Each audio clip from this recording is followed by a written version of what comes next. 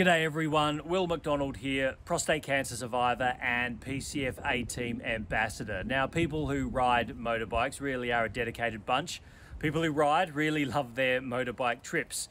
But in October, I found a group of people, men and women, who are even more passionate about trying to make prostate cancer history. I was privileged to join the Longride event for the first time. As the name suggests, it is a long ride. It started 13 years ago, created by a wonderful couple, Chris and Gail Dunne. Their dedication to the long ride means the event has raised a total of about $2 million for the Prostate Cancer Foundation of Australia. And honestly, it has created lifelong friendships too. The 2022 edition marked the return after a 3-year pause because of COVID.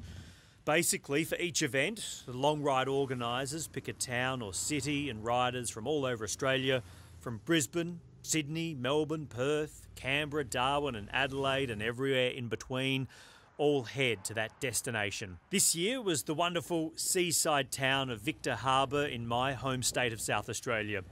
It was tremendous to see 200 plus bikes roaring through the main street when we arrived after a week of riding.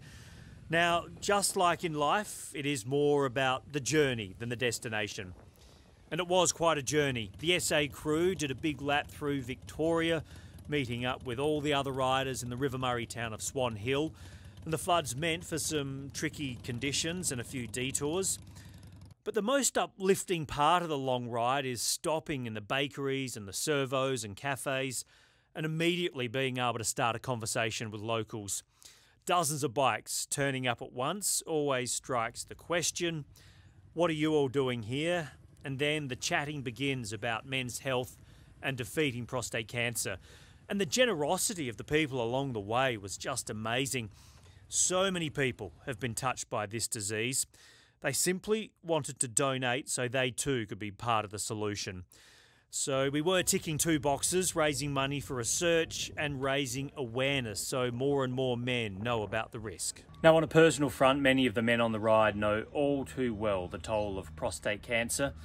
It was a bit like a support group on 2 wheels, and being in that supportive group, especially with people who knew how difficult the challenge can be, well, it really did help me to talk about and to share some of the more unpleasant truths, really, about prostate cancer, the disease itself, but also the treatments that go along with it too.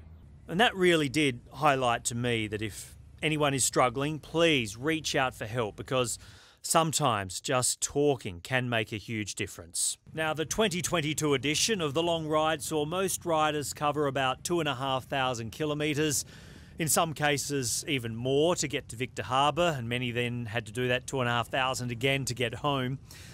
But well over $100,000 was raised this time around. And the destination for the next instalment of the long ride is yet to be decided, but I'm sure the current crew of riders and support staff are ready to go, and hopefully we'll have some new recruits next time too. Big love everyone, and stay strong.